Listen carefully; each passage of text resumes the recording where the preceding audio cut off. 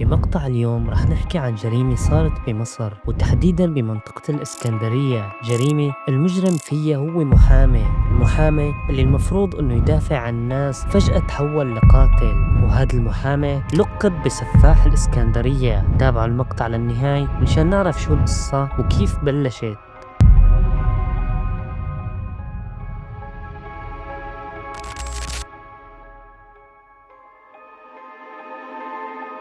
تبدأ قصتنا مع المحامي المجرم. هذا المحامي كان متزوج من وحدة زواج عرفي، وهذا المحامي قتل زوجته. نعم يا جماعة، القصة دغري بتبلش هيك.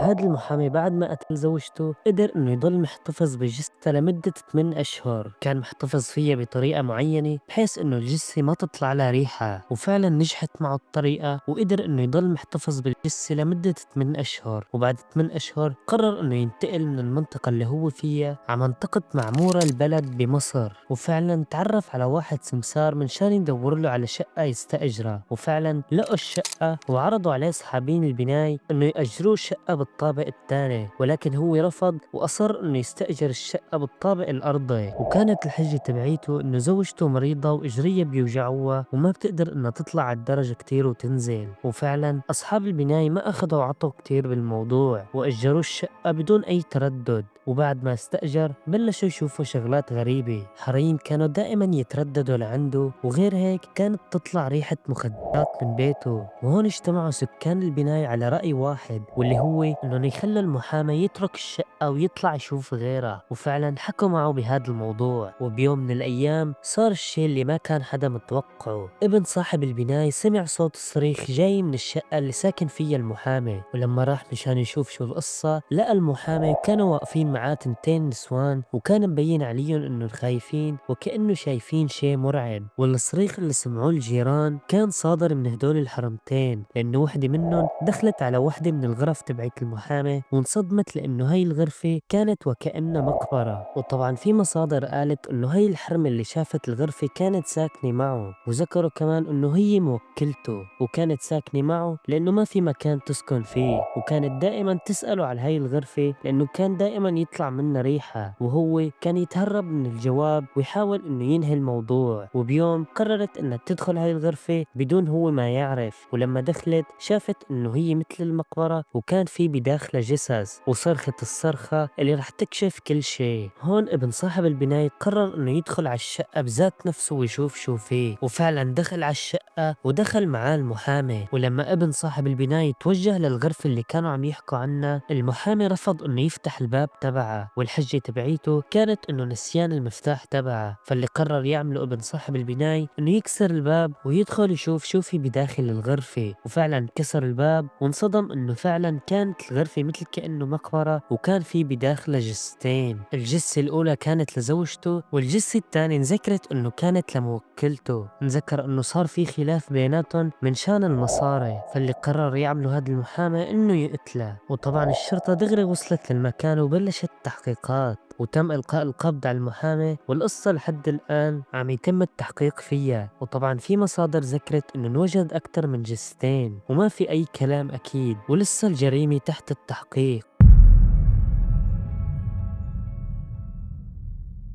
وبس هون بنكون وصلنا لنهاية المقطع. ان شاء الله اي تحديثات لهي القضية ممكن اني ننزل عنها مقطع تاني. وهلأ لا تنسوا انكم تضغطوا على زر الاعجاب وتشتركوا بالقناة منشان يوصلكم كل شي جديد.